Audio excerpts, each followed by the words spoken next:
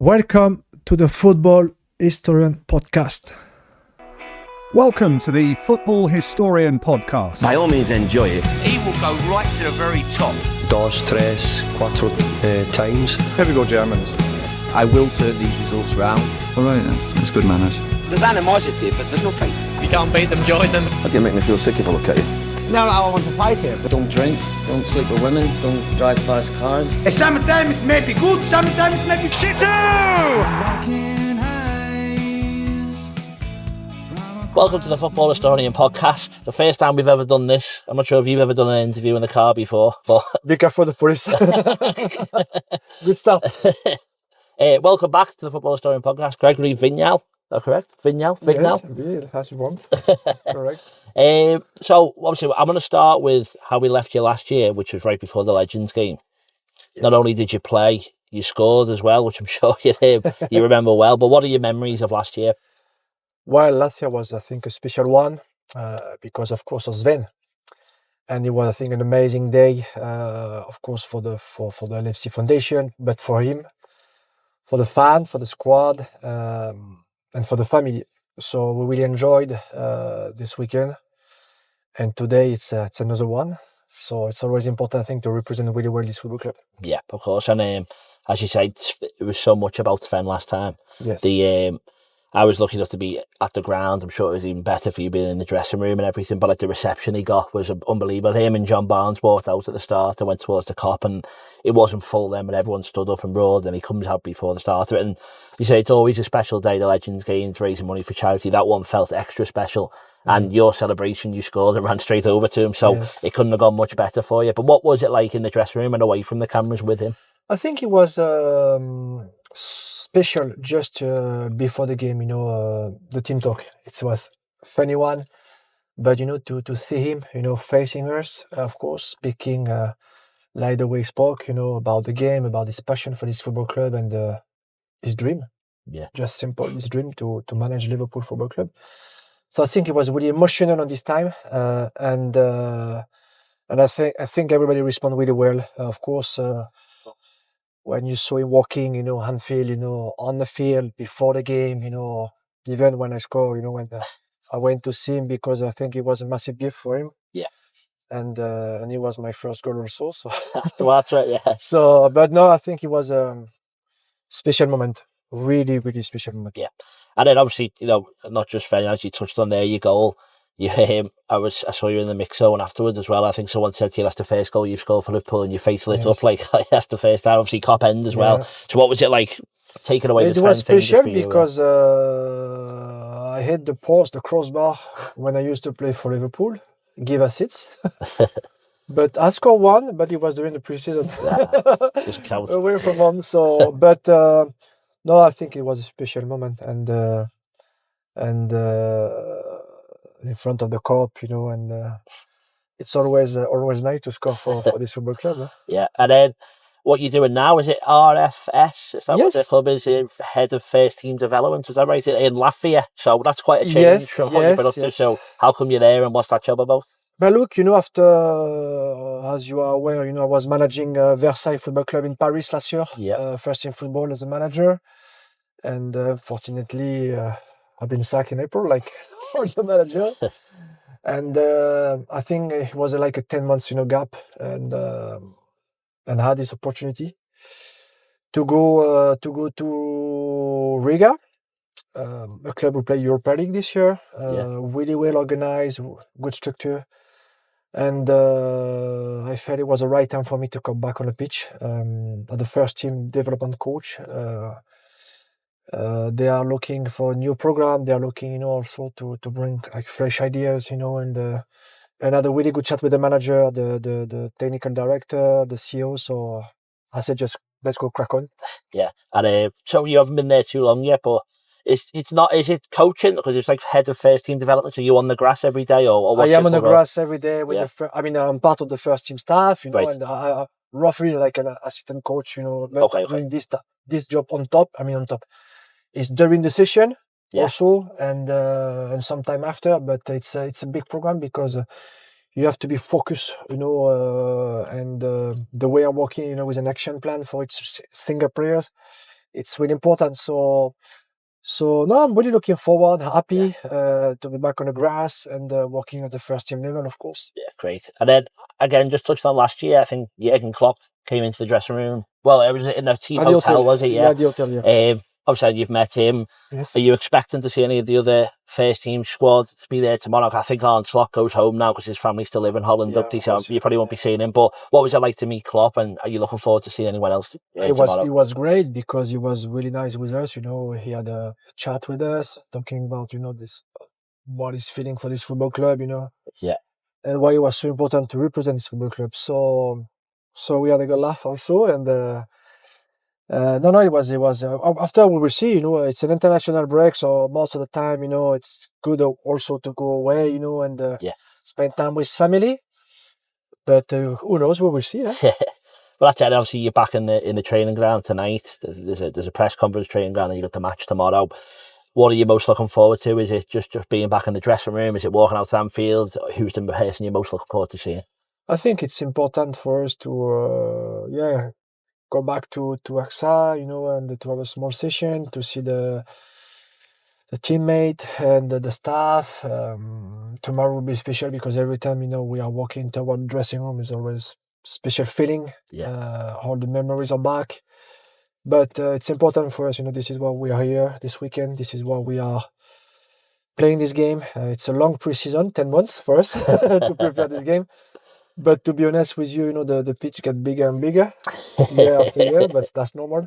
But I think the most important time is to represent and to try to perform, and of course, if we can win, it's also better to win the game. Well, that's it. Tomorrow, it's a big game against Chelsea, and I think we're at a time now where the squads are coming to, obviously, the time period when Chelsea were at a very good time and Liverpool maybe weren't in the best era in the history of the club. So it's going to be a tough game tomorrow. I think you've got Lampard, Terry, Drogba. Who are you most worried about having to mark tomorrow? But look, I need to see. To be honest with you, I haven't seen the full squad. It looks like they are really young also. Yeah. So I think this is unfair because. But look, we will see.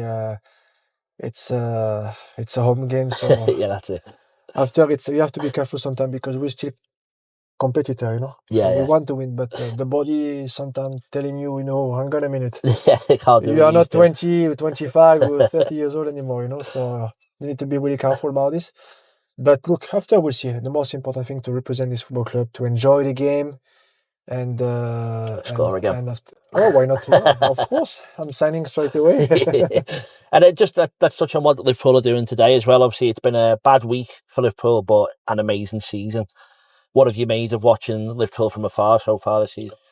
Well, I think you're talking about the game against Paris Saint-Germain or the game in general in the season? Well, obviously, with Newcastle and PSG, we're the best way to... Obviously, we would have wanted to go through and win a cup, but top of the league with points to spare. I think, like you said, they are top of the league. So if you are a champion at the end of the year, I think it would be fantastic. Yes. That could be, I think, I don't know, but the most important target for the club, winning the Premier League. Also, when you're playing for Liverpool, you want to win everything in finals, everything competition. Yeah. But after final, if you are talking about the game against Newcastle, it's 50-50 because it's a final. So maybe are you tired a little bit because you play so many games? I don't know. But look, I think Newcastle deserve also the victory because. They give everything on the pitch, yeah. So it's after 70 years, maybe I think. I don't know. So it was a long time for them, and But after if you are talking the game against Paris Saint-Germain, I think to be honest with you, Paris Saint-Germain plays so well. Yeah. First game at home at the Parc des Princes, they should have scored goal. They should have win this game. I think Liverpool play with a lot of experience, and they walk away with a victory. And the second game, I think Paris play well. Yeah. And they are a very young team, but Luis Enrique is doing an unbelievable job. That Vitinha in centre middle, he just couldn't get the ball off him. Vitinha, and the way they just passed the ball around. And the way they pass the ball, the movement, the rotation, and they are really good, and technically also, when they got the ball, they keep the ball. And after they can run forward in terms of transition, they can play in verticality, and they can destroy team, with 2-3 passes. Liverpool way are the same, when they are on fire, when they regain the ball, when they play forward in between the line, but look, after two massive clubs, two massive teams, and unfortunately, Paris Saint-Germain won. But to be honest with you, if Liverpool are champion, for the manager, first year at the club, you are winning the title. Not at all, yeah, exactly. It's amazing. It's amazing. So, and do you still think Liverpool will go on to win it? If there's some small worries that after a bad week, there could be some more bad results coming, but you're confident Liverpool? I think Liverpool will be champions. The gap is too big. If you perform well the next 3, 4 games, the league would be over. Yeah. So now it's all about to come back fresh for the international break, and to just crack out the last sprint, because it will be the last sprint before the end of the season. And another one of your former clubs, Rangers. Yes. Not doing as well as Liverpool are. What have you made of them this season? Well, I think it's unfortunately it's not a good season for Rangers. I spoke with Barry, last week by text message. I'm happy for him because winning at Parkhead, it was important for the club. Bring you nothing in terms of trophy because you will be second. Yeah.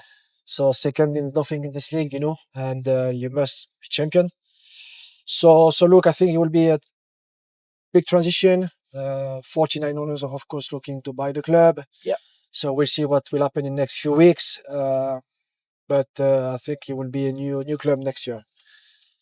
They have to restructure a lot of things, and Patrick is working, hard behind the scene. Neil Coppens also. So we will see, and but there is 2 months to go, and they have to perform well. But of course, a club like Rangers, size of this football club, you must win trophies. Yeah. Because of the fan base, and the expectation from the fans. So. And you've been there a few times this season as well. I think I've seen you. You've been keep in touch with them, don't you? So maybe back on Barry Ferguson's coaching staff soon. Keep texting them. Look, Barry, he knows he's got a short-term contract period. Yeah. He needs to perform. So who knows after? Look, now I am in Riga, focus on my job. So happy there, yeah. Okay, well, I want to do a few more quick fire questions. Obviously, you don't have to answer them so quickly. But I'll go first off. Who's the best player you ever played with? Steven Gerrard. Yeah, easy. Not an easy one because there is so many good players, but because well, maybe mention a couple of others because I think everyone will guess Gerrard. Maybe you should do after Gerrard. Steven Gerrard, Nicolas Anelka, Michael Owen, Mustafa Hadji. Oh yeah. And I can carry on. Yeah. But after you talking most of the time about midfielder, forwards, strikers. Yeah. But I can speak about defenders or goalkeepers also. So, but if you're talking about this type of players. So and then who's the best player you played against? Zinedine Zidane. Oh, by far. Yeah. Maybe because he's French also. I think he's quite good as well, to be fair. Yeah. He was what a player. Unbelievable. Yeah. Yeah, he pretty special. The best manager you worked under? Gerard Houllier. Don't ask me why, because there is so many things to say about Gerard, and I'm sure you already know the answer. What a man, yeah. She said, for the other things that Liverpool managers have done at the club, obviously he never won either of the two big trophies, but the way he's still held in such high regard is just a testament, I think, to what a man he was. And I think obviously when you listen to Gerrard, listen to Carragher, they always say he's like a father figure to them. So is that what he was saying to you? He changed a lot of things. Yeah. And that's why Rafa won the Champions League also, because the squad was prepared to win a big major competition like the Champions League. So, and the ex-Melwood, the new Melwood, new facilities, it transformed this football club. And he told me one day, he said, you want to be a manager? I said, yes. So he said, you will never be on holidays anymore. Because even during holidays, you would be on the phone call. So it was funny. But no, Gerrard, I mean, everybody was really close with him. Yeah. Even during my pro license, my badges, until the last moment. So yeah. But if there's one manager that you wish you could have played under, who would it be? Ancelotti. Oh, yeah, okay. That's a good one. Yeah. I always think it's interesting with him as well, is that you look at, everyone goes on about Klopp and Guardiola being the best managers of this era, and obviously I'm a Liverpool fan, I'll very much fight Klopp's corner. But I think with Ancelotti, is he almost doesn't have a style of play, he just wins. Which I know maybe like dumbs it down a bit, because he obviously does have a style of play, but like he just seems to get the best players, put them on the pitch and make them win a game of football, which I think is surely as impressive as Guardiola's style, where you pass, every move is like so structured. But for him, he just like seems to find a way to win all the time. I think it's a different type of manager, different culture, different generation. Yeah. Also, so I think it's difficult to compare because I think he's unique. Ancelotti's style is unique, and when I spoke with different players about him, and it looks really interesting. So Yeah. so that's why I like this manager. He's a pure winner. He won everything. Everywhere he goes, he was winning something. Yeah. So, and it's not easy when you have to manage so many ego in the dressing room, because the dressing room, and I think it's important to understand that even when you are a young player, for the young boys, the dressing room is just a pure jungle. Yeah. There is no place for weakness. There is no place for, for people who are blaming, for this thing, this kind of thing, blah, blah, blah, blah, blah, blah. Because when you are playing for big clubs, there is only winners, big players, big mentality, strong character. So yeah, and it's difficult to manage. To do it so long as well, is that the thing? He's still at the top now, isn't he? Real Madrid could easily win the league and the Champions League this season, and he's still very much at the top. Right, what's the best opposition stadium that you've played at? The best like away fans, best atmosphere, or stuff like that? Parkhead. Horsham game. I think it's don't get me wrong, Trafford, Highbury, or maybe abroad. But I think the Horsham game away from our Parkhead is special. And maybe because of the rivalry, the religion, the culture, everything around Scottish football. Wow, it's just and sometimes I think it's difficult to get the right word to explain, what you're feeling. Yeah. Because the first time I've been to Parkhead, it was amazing. I say, wow. So imagine when they are doing Champions League game, playing Champions League game, everybody says it's a proper stadium. So I think I would say Parkhead. Yeah, I think that's fair enough. Obviously, playing a lot of your career at left back as well. Who was the hardest winger you came up against? You said Zidane before as midfielder. I would say Luis Figo. Oh, yeah, okay. That's a good one. You played against Ronaldinho as well, is that right? Yes. Yeah. But why is Figo give you the edge? Figo because I just love the man. I just love the players in general in terms of talent. I think he was so brave to leave, Barcelona to go to Real Madrid. But his style of play, his technique, it was so elegant, and I remember him, and watching him on TV first and foremost, and after when I played the first time against him, he was like a dream for me. Yeah. Was he came quick? so quick for me. Was he quick? He was running quick, at you? Yeah. powerful. He doesn't really have that, like, he's got like a big physique. He could go left, right, inside, outside, left foot, right foot, step over, and get inside, and he was an amazing player. Yeah. So what do you do after the game with that? You go and shake his hand and say, and I just ask him which jersey. So give me jersey. Have you got it? Yeah. That's good. So, I think he deserved it then. If he takes you inside, I think he deserves his shirt. Yeah, but it's like when I'm speaking with my family or friends or people, I said, you need to understand, I left France, I was 19 years old. Yeah. We are talking about 20, 23, 24 years ago, arriving in the UK for a massive club. Leaving my town, a small club like Montpellier, academy, pure, like a typical, club.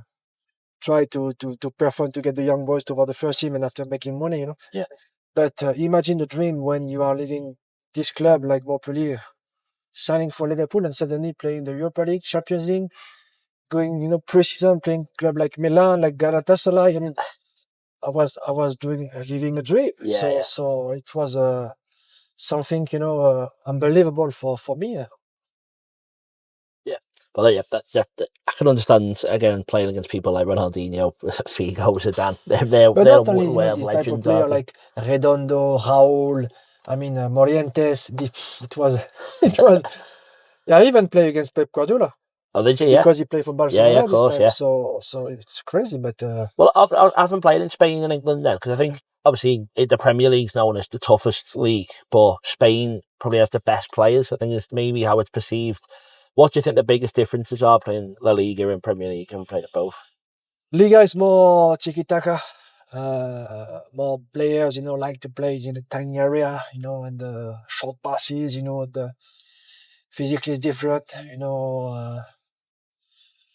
but it's a lovely football, and England, of course, it's powerful, power, speed, but I should mention that. I say we're driving past it right now. We're going past Melwood. Yeah, what are your memories of there? Oh, a lot of memories. Can't see much from this angle. Obviously, the ladies' we used to arrive, I think it's that corner of the old gate. Yeah, around. Great memories. Yeah, well, I've seen the women's team are there now, aren't they, as well? So it's good that obviously they sold it, but now it's still with the club again, which is good. But so you'd like to go back. Would you like to go back there one day? To Melwood? Yeah. Yeah, I would love. Yeah. But it's special memories, Of course. First time when I came. To be honest with you, I came, when? The first time I had the international game, again, I think with the 18s. Okay. We played England, and I played against German Defoe with this game. He used to play on the right-hand side. Right. And we beat England 2-0. I can't remember. I think Jibril Cissé. I think I give an assist to Jibril, ball in behind, he run and he scored. I'm not sure, but I think it's 99%. And we've been invited by Gerard here to watch the session on the morning and to have a look, the training ground. Yeah. And this is the first time when I came, and during the summer after I signed. So it was funny. I think it was under 18, under 19, or before the Euro. I can't remember. But we played England, and after we have been invited by the boss. So was he speaking to you all then? Do you reckon he was trying to see who he might be able to sign? That was part of the reason? No, he said nothing on this day. But I remember the massive tackle from Eriksson against Vladimir Smyser, and Vladimir Smyser was out for a few months. Was it? Yeah. And when I left, I said, "Wow!" I said to the guy, "I said, did you see the intensity? These guys are mad. They kill each other." So just a day of training, yeah. But it was for us, amazing day. Yeah. Well, sure, yeah, exactly. Because he worked in, is it Clairefontaine? Is that what it's called? Yeah, that's where they worked. So do we still have connections with the youth? Of course. Yeah. Gerard, in terms of network, he was unbelievable. Yeah. So. Well, we'll carry on with the questions. There's one. Is there's one current player that you could have played with? It doesn't have to be Liverpool, just be in the Premier League or a famous player. Who would you have liked to have played with? Drogba. Okay. Didier Drogba. They're playing today. Who's playing? Like current player in the Premier League today? Who would you have liked to play with? Today. Sorry. Yeah, no, sorry. Today, Mo Salah. Okay, yeah. Mo Salah, because about his speed of the game, his quality, with first and second touch. Yeah. The way he take him on the defender, and I will so happy to. Yeah. How important is it then as a left back having a relationship with the left centre back and the left winger? Like, is it like a triangle, and do you all have to get on with each other, or tactically? Yeah, or just what did you find? First and foremost, it's tactically because for the transition to defend, how to position is so important to keep the right balance. Yeah. Communication. This is something I learned straight away when I came here with Phil Thompson. Phil Thompson was amazing with me. He was talking to me a lot. Even doing the video with me. About remember, for example, the game against Boavista in Champions League. Straight away on the next day, he asked me to come in his office to have a look. The game, a few clips, the positionment. Yeah. The distance between me and the Sami Hyypiä. The left midfielder, the way when we have to up, and to drop, it was amazing for me because I was learning so much. This is an example, in general, but it's really important. After when you got the ball, something different because you're going forward. But we were really focused, about the transition and to keep the balance because the boss was so focused about to keep the right balance, behind the ball. Yes. So that's why I think when you are learning so much as a player, and after it's good when you become a coach or manager, because playing or learning from this type of players or coaches, it's amazing. Yeah. Okay, and then Is there a player from football history that you wish you could have played with? So, like, who retired before you started that you would have liked to have played? Maradona. Oh, okay, yeah. It's pretty Diego self-explanatory. Yeah. From watching him, how would you describe it, his style of play, and why would you have liked to play with him so much? Pure magician. Yep. Bad boy. Learning the football in the street. Yeah. I think like we used to do. I think it's same our generation now. I think the football changed, but the way we learn the football, this is the way we learn the football. Yeah. So, and he was just a simple magician, and the way he dribbled with the ball, the way he passed the ball, the way he see the game, and his character. Yeah. He was an emblematic player. So. Yeah, he's certainly some man. I think you watch those videos of him warming up and all that, it just football looks so easy to him. And I'm sure you're very good, and a whole lot of players are very good, but for him, he makes it look unbelievable. Don't he? Just kick it up 40 feet in the air and just kills it dead. That's just so good. Unbelievable. Yeah, right, so if we carry on then, if you weren't a left back, what position would you have liked to have played? Number 10. Yeah. Yes. Creating stuff. Yes. I think everyone just wants to be the goal scorer and the hero, don't they? Yeah. Number 10, like Maradona, Zidane, Totti, Del Piero. So many good players. I think we had good and better players all around the world. I think now it's more restricted. Yeah. And I've got the feeling the Premier League used to be better before because of the quality of the players. Yeah. Talking about Bergkamp, Henry, for example. You go to Manchester United, Beckham, Giggs, Roy Keane, even Tottenham with Sheringham. You know what I mean? Yeah. So you if you are speaking about one Premier League club, you can pick up one or two unbelievable players. So and now I think it's more physical aspect first and foremost. Yeah. If you are strong, powerful, you can run. You got a chance. Yeah. But it's so tactical, I think, now as well. That's the thing. And it's like, I think they're all every pattern of play, everything. It seems like everyone's coached to the 9th degree, aren't they? Where you look at a player like a Maradona, who's a bit of a maverick. You just give the ball, do whatever you want to do with it. Like a Cole Palmer is probably the only player, that type of player, who can just go and do whatever he wants on the pitch. You must give freedom to players. Yeah. You cannot stop, players. I can see, for example, Ancelotti to say to Rodrigo, Vinicius, the last 30 years. I want you to do this. No, it's impossible. Yeah. So this is an example. But after when you got this type of players, in your team, you can teach them, okay, tactically what you want for the team. But after when they've got the ball, yeah, go and just win the game for us. Right. Well, we'll pull it into the house now around the corner. Other than dropping one camera and me turning up half an hour late, this has got okay, I think, so it should be all right. But so we're going to carry on the chat inside. We've got a few things for you. We're going to play a game of FIFA 2003. We're going to look at some of your old Liverpool shirts, look at some of the football history stuff.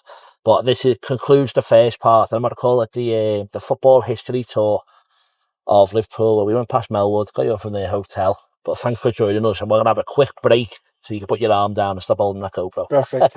Cheers. Thank you. Hello everyone, just a really quick message to remind you about our Patreon. From just £1 a month, you can support the podcast, and in return, you get an extra section at the end of each interview where I ask the questions that you send in from home. There's also a monthly quiz where we do stuff like Family Fortunes, Pointless, The Chase, loads of other stuff. Previous guests, new faces, it's always a good laugh, always worth a watch. That comes out every single month. And now, exclusively, there's a new benefit.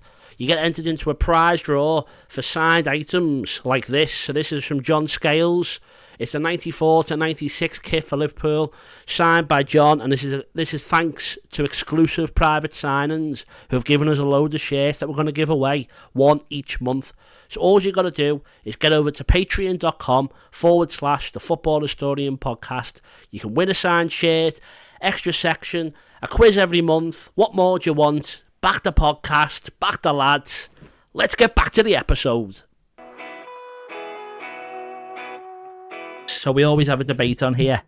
You've been on before, so I'll ask you a couple of quick other debate questions, and then we'll wrap up there for the interview. The debate. So, on the debate, Salah or Hazard? Salah. Some people are saying Hazard's better, but nowhere near. C'est Salah. Yeah. Haaland or Mbappe? Mbappe because he won the World Cup. Technology or traditional refereeing? Oh. Traditional referee. Relegation or playoffs with teams from the league below?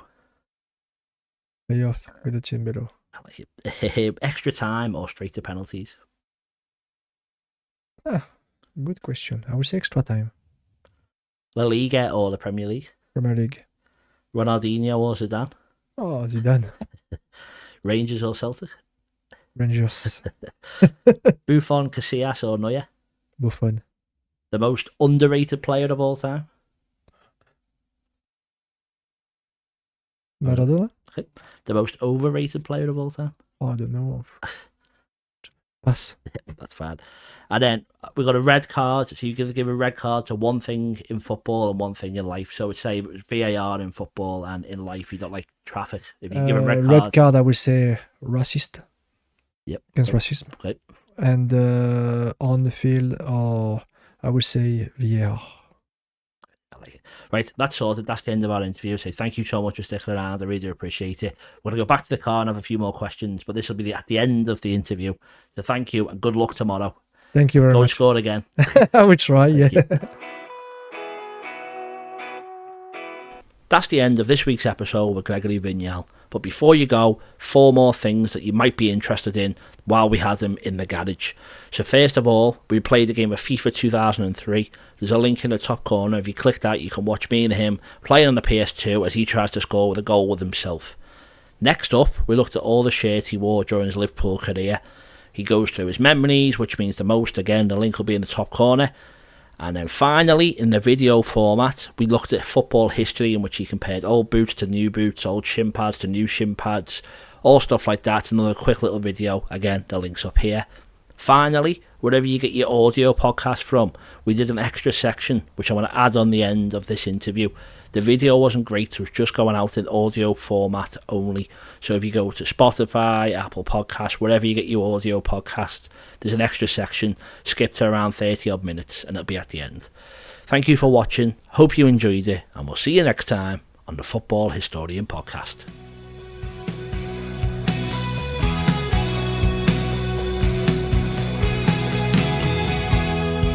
Locking eyes from across the room, heart is pounding. What do I have to lose? This kind of feeling tends to blur your sight.